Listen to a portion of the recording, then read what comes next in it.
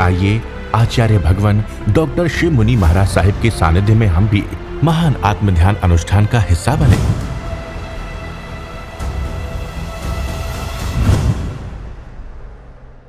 गुरु हमको ऐसी कृपा दृष्टि दे। हे भगवान, निर्वेद से जीव को क्या प्राप्त होता है? निर्वेद का अर्थ है वेद और निर्वेद। वेद यानी आसक्ति, राग। निर्वेद का अर्थ है वैराग्य।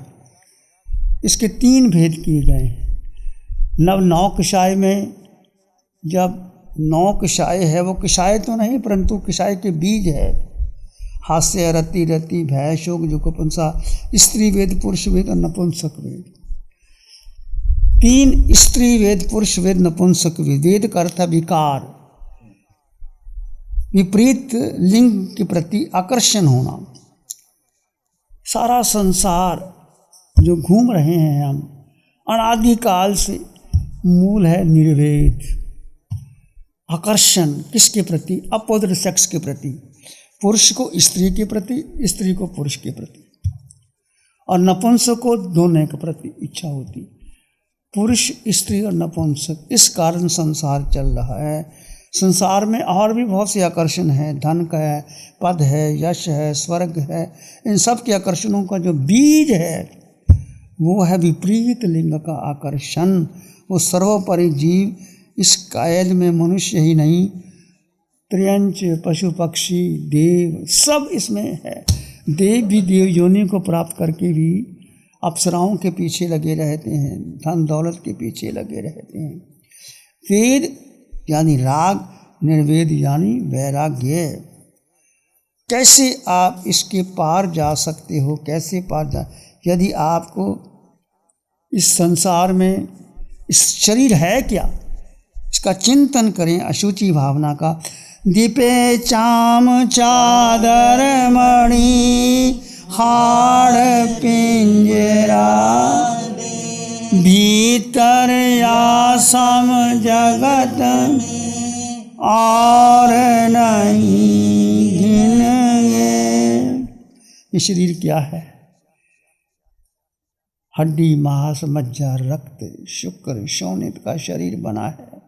ये ऊपर चमड़ी जो 1 इंच भी नहीं, आधा इंच भी नहीं, चमड़ी जरा सी उड़ जाए तो नीचे खून बहता है, पीप निकलती है। ये दीपी चाम चादर बड़ी हाड़ पिंजरा दे, भीतर या सम जगत में और नहीं गिन गिन। भीतर जाओ तो गिन गिन आती है, कुछ भी नहीं। यदि अशुचि भावना का आप बार बार चिंतन करते हैं तो आप वैराग्य की ओर आता है कि संसार में इस शरीर के लिए मैंने इतना कुछ किया, परिवार बनाया, धन इकट्ठा किया, हीरे जवाहरात इकट्ठे किए, कोठी बंगला लिया, राजे महाराजा हीरे जवाहरात रखते थे, हाथी, घोड़े, सेना, बल, युद्ध लड़ते थे। जर जोरू और ज़मीन 3 ही बातें थी झगड़े की, और जन्मों जन्मों से ये युद्ध चले आ रहे हैं। मूल कारण है आसक्ति। किसके प्रति? पुरुष को स्त्री के प्रति, स्त्री को पुरुष के प्रति, और नपुंसक को दोनों के प्रति। जैसे आप देखते सूअर की अविष्टा खाता है। यदि किसी सूअर को जाति समन ज्ञान हो जाए और उसके सामने एक सुंदर चावल का पकवान रख दिया जाए जिसमें बहुत कुछ घी मसाला डाल करके बनाया हुआ है, उसको जाति समन ज्ञान हो जाए और वो विष्टा ना खाए और वो चावल का भोजन खाए, और दूसरे सूअरों को कहो कि ये क्या विष्टा खाते हो, इसको छोड़ दो, क्या वो मान जाएंगे? बोलो, नहीं मानेंगे, क्योंकि उनकी रस है, वो छोड़ नहीं सकते। ऐसे ही किसी मनुष्य को ज्ञान हो जाता है, उपदेश लग जाता है, अरिहंतों की कृपा हो जाती है और सदगुरु का उपदेश लग जाता है, तो संसार त्याग करके वो जंगल की राह लेता है। ऐसे ही संसार अनादिकाल से हम भटक रहे हैं। सूअर पर करुणा आती है कि वो क्या विष्टा खाता है। हम भी जन्मों जन्मों में किस में भटक रहे हैं? संसार के दलदल में, और सुख ढूंढ रहे हैं और सुख है ही नहीं। सुख कहाँ है? आपके भीतर। निर्वेद भगवान से पूछा है बनते जीवे किम जनई, निर्वेद से जीव क्या गुण उपार्जन होता है? निवेदन दिव्य मानुष त्रिंचु काम भोगेशु निवेम हम गच्छई सब विषयसु विरज्य सब विषयसु विरज्यमाने आरंभ परिचयन करे आरंभ परिचयन करे माने संसार मग्गं बोछंदई सिद्धि मग्गं परिवज्जई स भई। निर्वेद से जीव देव मनुष्य और त्रियक संबंधी काम भोगों से शीघ्र निर्वेदता को प्राप्त हो जाता है। निर्वेद वेद से रहित हो गया तो काम भोग से विरक्त हो जाता है, सर्व विषयों से विरक्त हो जाता है। सब विषयों से विरक्त हुआ वो सब प्रकार के आरंभ श्रम का परित्याग कर देता है। आरंभ का त्याग करता हुआ संसार का विच्छेद कर देता है और सिद्धि मार्ग को ग्रहण करने वाला हो जाता है। एक सुंदर एग्जाम्पल दिया जाता है। उज्जैन नगर में महाराजा भर्तृहरि समृद्ध संपन्न राजा थे, विद्वान थे, विद्वानों की सेवा भी करते थे, संस्कृत पढ़ाकर बहुत बड़े विद्वान थे और उसका राज्य बड़ा विशाल था और न्यायप्रिय राज्य था। परंतु उनकी रानी का नाम था पिंगला, उसके प्रति बहुत वो आसक्त थे। महलों में जाते तो उसके राग रंग में लगे रहते, जब वो राजनीति के क्षेत्र में आते तो अपना काम करने के बाद फिर वो महल में चले जाते। इस प्रकार उनका जीवन पिंगला के प्रति बहुत बहुत आकर्षित था। उसके मध्य में, उसके रस में, उसके विचारों में डूबे रहते थे। ऐसे भर्तृहरि का जीवन था। भर्तृहरि एक बात राज्यसभा में बैठे थे, एक ब्राह्मण ने बहुत तपस्या की और तपस्या करके किसी देव ने प्रसन्न होकर के उसको अमर फल दे दिया, जिसको खाने से व्यक्ति अमर हो जाता है।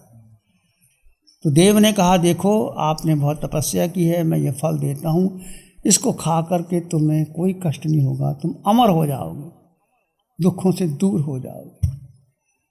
तो सन्यासी ने उस देव से फल प्राप्त किया। प्राप्त करने के बाद चिंतन किया कि ये फल मैं खा भी लूँगा तो मेरा क्या होगा, मैं तो दरिद्र ब्राह्मण हूँ। इसके लिए अच्छा है राजा को दिया जाए, राजा न्यायप्रिय राजा है, मैं उसको दूंगा, राजा न्याय करेगा, राजा और अच्छे अच्छे समाज के लिए, देश के लिए, सबके लिए कार्य करेंगे। उसके मन में विचार है ये अमर फल मैं नहीं खाऊंगा, मैं राजा भर्तृहरि को दे देता हूँ। चिंतन करके वह ब्राह्मण राजा की सभा में आ गया और आकर के प्रणाम किया कि राजन ये एक फल मैं लाया हूँ, मैंने बहुत तपस्या की, तपस्या से प्रसन्न होकर के किसी देव ने मुझे ये अमर फल भेंट किया है और मैं चाहता हूँ तुम इसको ग्रहण करोगे कि तुम तो राजा हो, प्रजा की रक्षा करने वाले हो, कोई संकट आता है देश पर तो उसकी रक्षा तुम ही कर पाओगे, इसलिए मैं चाहता हूँ ये फल राजन तुम ग्रहण करो, मुझे क्या करना है। तो राजा खुश हुआ। राजा ने उसको अपने कोषाध्यक्ष को बुला करके और उसको काफ़ी इनाम दे दिया। राजा अमर फल को देख करके बहुत खुश होता है। सारे सभा का काम करके उसने सोचा, हाथ में लिया, खाने के लिए सोचा कि मैं फल खा के क्या करूँगा, ये फल तो मैं रानी को दूंगा। जब आपका कोई प्रिय मित्र या कोई भी ज़्यादा हो तो आप स्वयं नहीं खाते उसको, इसको देते हो। माँ का बेटे के प्रति अनुराग होता है, माँ स्वयं नहीं खाती तो बेटे को देती है। एक नेचुरल है, जिसके प्रति आपका बहुत ज़्यादा आकर्षण होता है आप किसको देते हैं, उसको देते हैं। यह प्रकृति का नियम है। तो राजा के हाथ में फल आया, उसने सूंघा, पीछे कर लिया हाथ, नहीं मैं नहीं खाऊंगा, रानी को देता हूँ, रानी खाएगी तो अमर हो जाएगी, वो अमर होगा ही तो मुझे प्रसन्न नहीं प्रसन्न करना। महलों में आया, खुश हुआ, नृत्य करता हुआ, रानी भी खुश हुई, यार क्या बात है, बहुत खुश है राजा।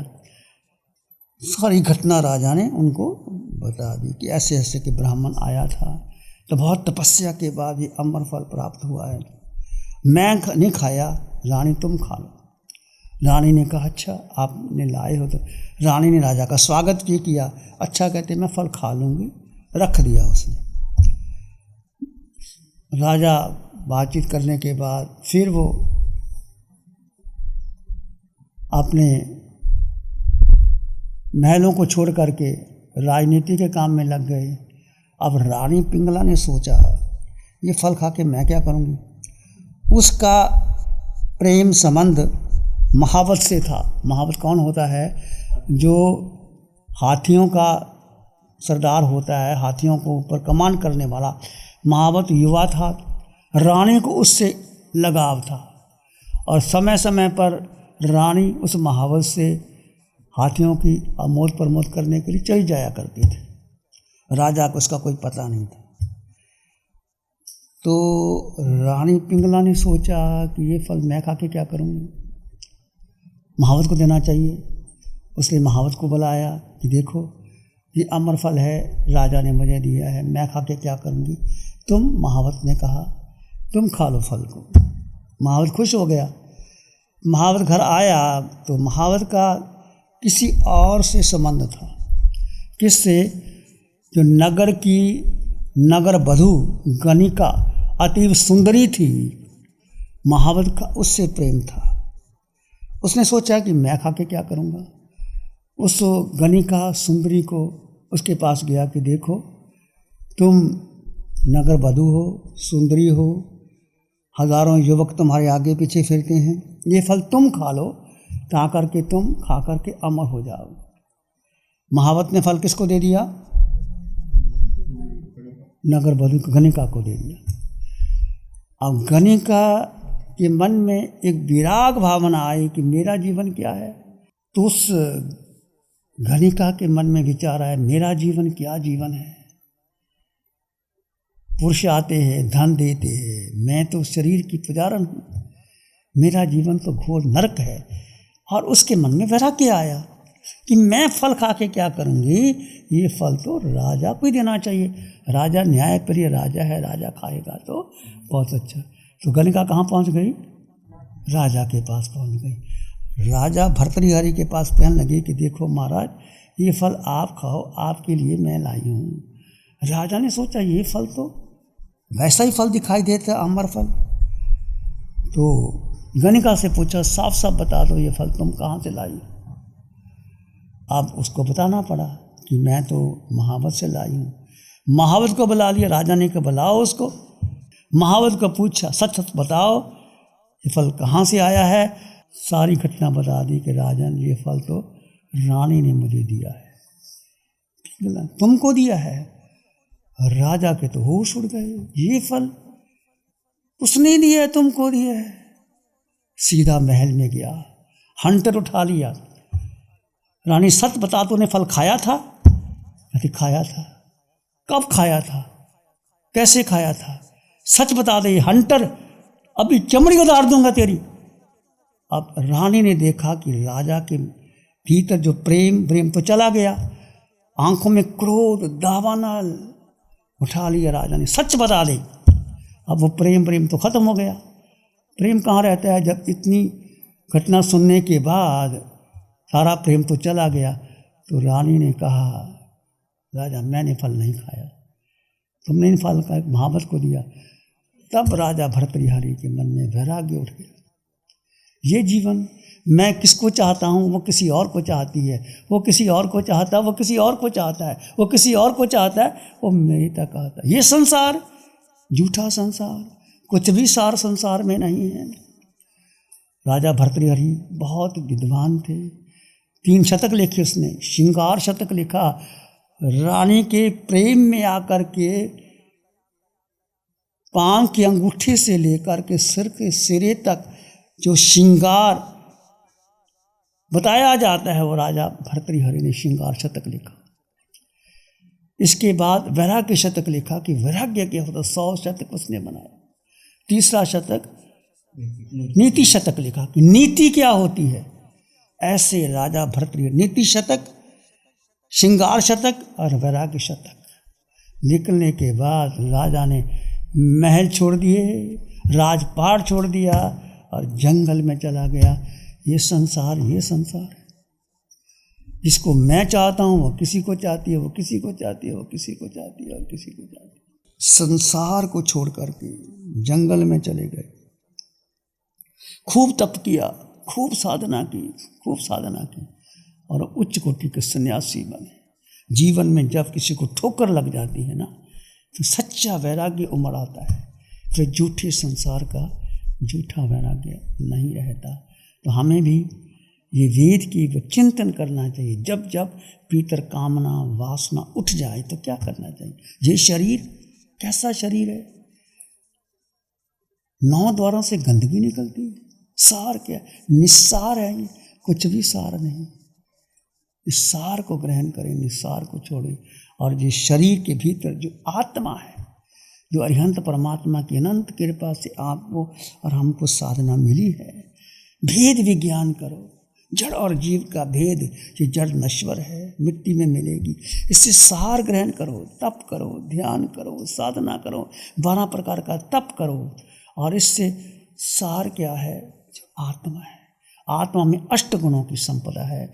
इसको प्राप्त करो, आपका मंगल होगा। प्यारी गुरुवाणी है। नमो अरिहंतानंग, नमो सिद्धानंग, नमो आयरियानंग, नमो वज्रायनंग, नमो लोय सब सागुणं, धम्म मंगल मुखिठम अहिंसा संयमो तमो, देवा वित्तं नमं संति जस धम्म श्यामनो। श्री चत्तारी मंगलम, अरहंता मंगलम, सिद्धा मंगलम, साहु मंगलम, केवली पाणतो धम्मो मंगलम। चत्तारी लोकोत्तमा, अरहंता लोकोत्तमा, सिद्धा लोकोत्तमा, साहु लोकोत्तमा, केवली पाणतो धम्मो लोकोत्तमा। चत्तारी शरणं प्रव्रजामि, अरहन्ते शरणं प्रव्रजामि, सिद्धे शरणं प्रव्रजामि, साहु शरणं प्रव्रजामि, केवली पाणतं धम्मं शरणं प्रव्रजामि। 60 सालों से अधिक समय से केजीओसी ग्रुप अपने हाई प्रिसिशन प्रोडक्ट्स जैसे staplers, staples, staple removers, paper punch, gun tacker, tape tool, pneumatic tool, industrial staples, stitch wire, scissor और किचन में यूज होने वाले कुछ प्रोडक्ट्स जैसे नाइफ, पीलर्स इत्यादि के द्वारा दुनिया के कंज्यूमर्स और अन्य बिजनेस पार्टनर्स को अपनी प्रोडक्टिविटी, एफिशिएंसी और क्रिएटिविटी निखारने में मदद कर रहा है। केजीओसी ग्रुप दुनिया के जाने माने लार्जेस्ट मैन्युफैक्चरर्स में से एक है, जो कि अपने 4 ब्रांड्स कोहे, कंगारू, म्यूनिक्स और माइल्स के माध्यम से दुनिया के लगभग हर देश में उपलब्ध है। यह प्रोग्राम केजीओसी के सौजन्य से प्रस्तुत है। गुरु हमको ऐसी कृपा दृष्टि दे।